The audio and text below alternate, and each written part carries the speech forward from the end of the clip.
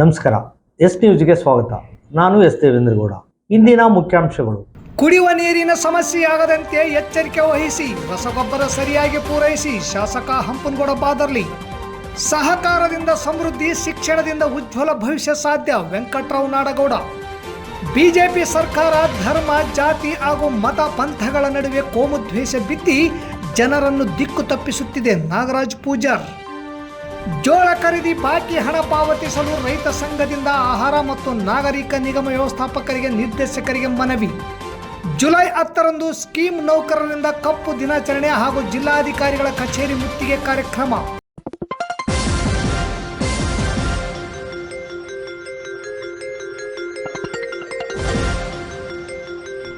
S news, ಇದು ನಿಮ್ಮ ಧ್ವನಿ.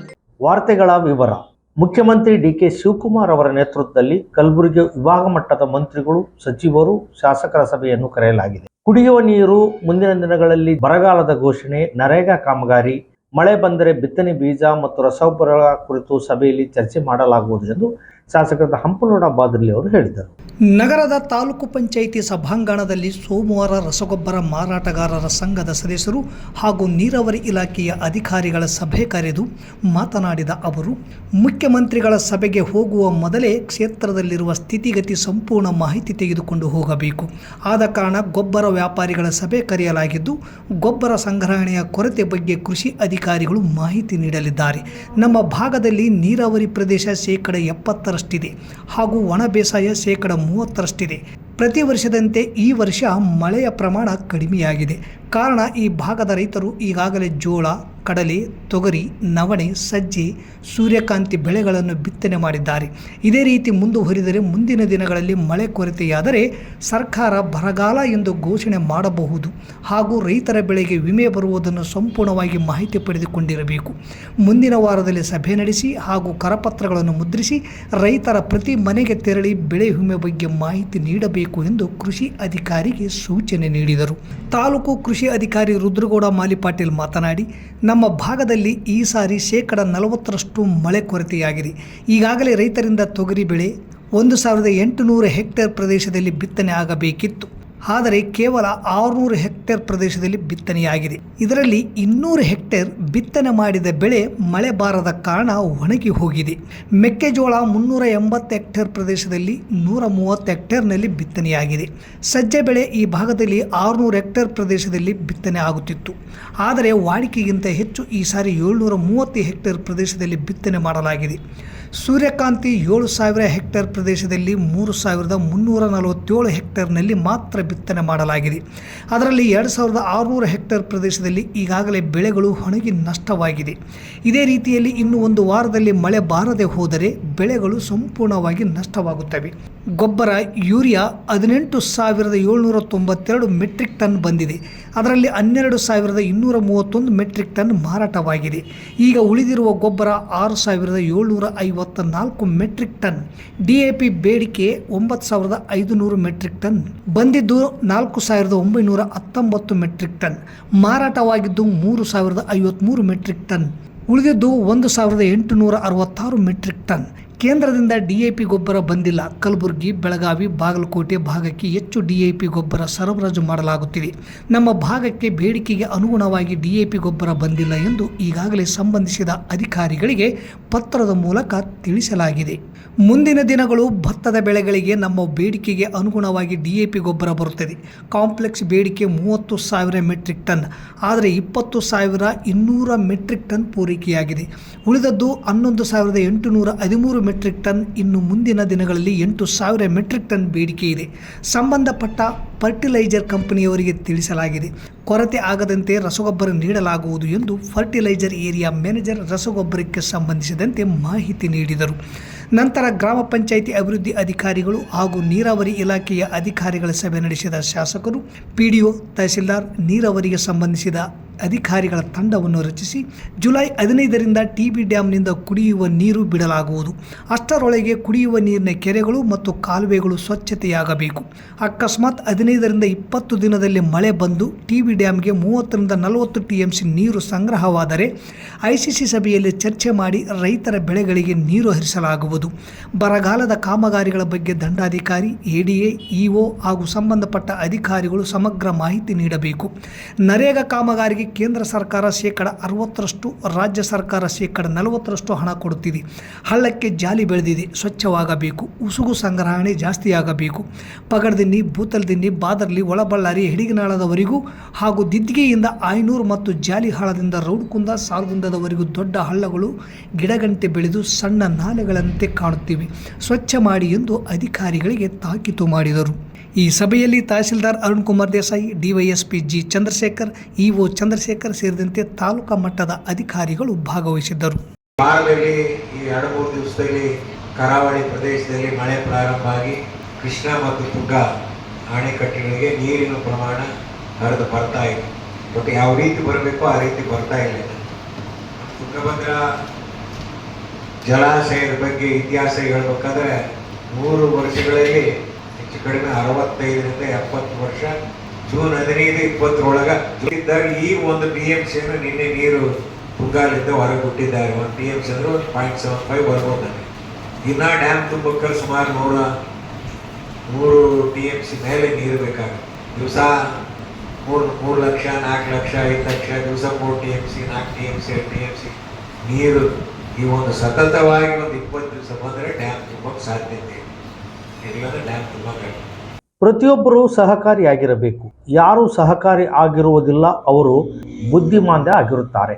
ಎಲ್ಲರ ಜೊತೆಗೆ ಬೆರೆಯಬೇಕು ಹಾಗೂ ಸಹಕಾರದಲ್ಲಿ ಸಹಕಾರ ಇರಬೇಕು. ಸಹಕಾರದಲ್ಲಿ ಸರ್ಕಾರ ಇರಕೂಡದೆಂದು ಮಾಜಿ ಸಚಿವರು ಹಾಗೂ KOF ಅಧ್ಯಕ್ಷರಾದ ವೆಂಕಟರಾವ್ ನಾಡಗೌಡ ಹೇಳಿದರು. ನಗರದ PWD ಕ್ಯಾಂಪಿನ PM ಶ್ರೀ ಆದರ್ಶ ವಿದ್ಯಾಲಯದಲ್ಲಿ ಕರ್ನಾಟಕ ರಾಜ್ಯ ಸಹಕಾರ ಮಹಾಮಂಡಳ ನಿಯಮಿತ ಬೆಂಗಳೂರು ಹಾಗೂ ರಾಯಚೂರು ಜಿಲ್ಲಾ ಸಹಕಾರ ಒಕ್ಕೂಟ ನಿಯಮಿತ ರಾಯಚೂರು, ಸಹಕಾರ ಸಚಿವಾಲಯ, ಸಹಕಾರ ಇಲಾಖೆ, ಕರ್ನಾಟಕ ಸಹಕಾರ ಎಣ್ಣೆ ಬೀಜ ಬೆಳೆಗಾರರ ಮಹಾಮಂಡಳ ನಿಯಮಿತ ಬೆಂಗಳೂರು, ಪ್ರಾದೇಶಿಕ ಎಣ್ಣೆ ಬೀಜ ಬೆಳೆಗಾರರ ಸಹಕಾರ ಸಂಘಗಳ ಒಕ್ಕೂಟ ನಿಯಮಿತ ರಾಯಚೂರು ಹಾಗೂ ಸ್ಥಳೀಯ ವಿವಿಧ ಸಹಕಾರ ಸಂಘ ಸಂಸ್ಥೆಗಳ ಸಹಭಾಗಿತ್ವದಲ್ಲಿ ಕೇಂದ್ರ ಸಹಕಾರ ಸಚಿವಾಲಯವು 5 ವರ್ಷಗಳನ್ನು ಪೂರೈಸಿದ ಹಿನ್ನೆಲೆಯಲ್ಲಿ ಸಹಕಾರ ಸಪ್ತಾಹದ ಅಂಗವಾಗಿ ಸಹಕಾರದಿಂದ ಸಮೃದ್ಧಿ ಕಾರ್ಯಕ್ರಮವನ್ನು ಹಮ್ಮಿಕೊಂಡು ಸರ್ಕಾರಿ ಶಾಲಾ ವಿದ್ಯಾರ್ಥಿಗಳಿಗೆ ಅಗತ್ಯ ಸಾಮಗ್ರಿಗಳು ಹಾಗೂ ಪಠ್ಯ ಪುಸ್ತಕಗಳನ್ನು ವಿತರಿಸಿ ಕಾರ್ಯಕ್ರಮವನ್ನು ಉದ್ದೇಶಿಸಿ ಮಾತನಾಡಿದರು. ಶಿಕ್ಷಣದ ಮಹತ್ವವನ್ನು ತಿಳಿಸಿ ವಿದ್ಯಾರ್ಥಿಗಳು ಶಿಸ್ತು, ಪರಿಶ್ರಮ ಮತ್ತು ಗುರಿಯೊಂದಿಗೆ ವಿದ್ಯಾಭ್ಯಾಸವನ್ನು ಮಾಡಿ ಸಮಾಜಕ್ಕೆ ಉತ್ತಮ ಪ್ರಜೆಗಳಾಗಬೇಕೆಂದು ಕರೆ ನೀಡಿ ಸಿಂಧನೂರು ತಾಲೂಕಿನಲ್ಲಿ 380ಕ್ಕೂ ಅಧಿಕ ಸಹಕಾರಿ ಸೌಹಾರ್ದ ಸೊಸೈಟಿಗಳಿವೆ. ನಾವೊಬ್ಬರು ಮಾಡುವ ಕೆಲಸವನ್ನು 10 ಜನರು ಸೇರಿ ಮಾಡುವ ಕೆಲಸವೇ ಸಹಕಾರಿ ಸಂಘಗಳು ಮಾಡುವ ಕೆಲಸವಾಗಿದೆ ಎಂದರು.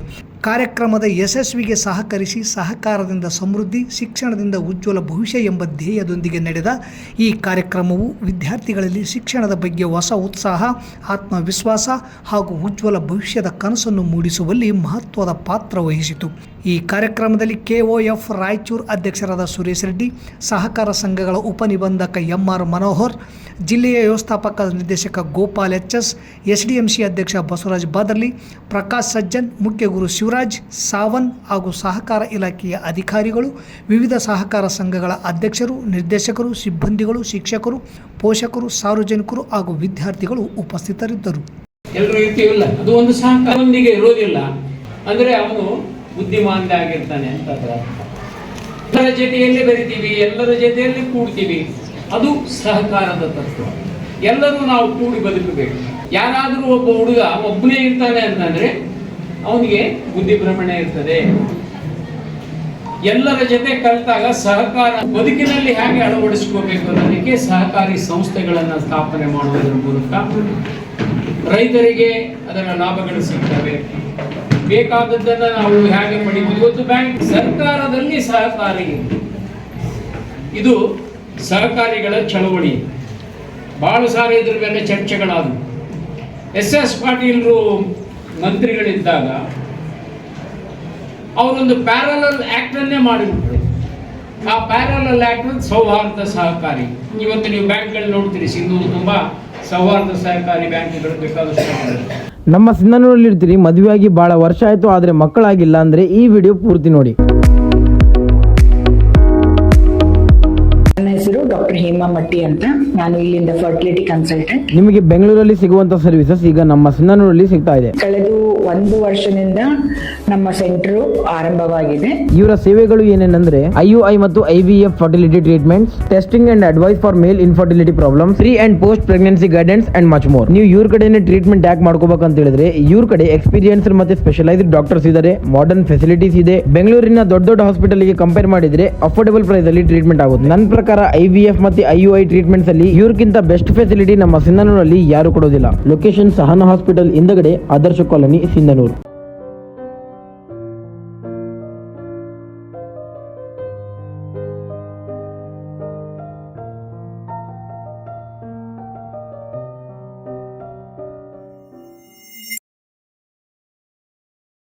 ಕೇಂದ್ರದ ಆಡಳಿತಾರೂಢ ಫ್ಯಾಸಿಸ್ಟ್ ಬಿಜೆಪಿ ಸರ್ಕಾರ ರೈತ, ಕಾರ್ಮಿಕ ಹಾಗೂ ದುಡಿಯುವ ವರ್ಗಗಳ ವಿರೋಧಿ ನೀತಿಗಳನ್ನು ಜಾರಿಗೊಳಿಸುವ ಮೂಲಕ ದೇಶದ ಸಾರ್ವಜನಿಕ ಸಂಪತ್ತನ್ನು ಲೂಟಿ ಹೊಡೆಯುತ್ತಿದೆ.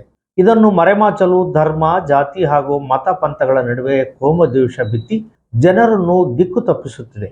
ದುಡಿಯುವ ಜನರು ಇದನ್ನು ಮನಗಂಡು ಒಗ್ಗಟ್ಟು ಪ್ರದರ್ಶಿಸುವ ಮೂಲಕ ಕಾರ್ಪೊರೇಟ್ ಕೋಮುವಾದವನ್ನು ಹಿಮ್ಮೆಟ್ಟಿಸಬೇಕೆಂದು CPI-ML ಜಿಲ್ಲಾ ಕಾರ್ಯದರ್ಶಿ ನಾಗರಾಜ್ ಪೂಜಾರ್ ಕರೆ ನೀಡಿದರು.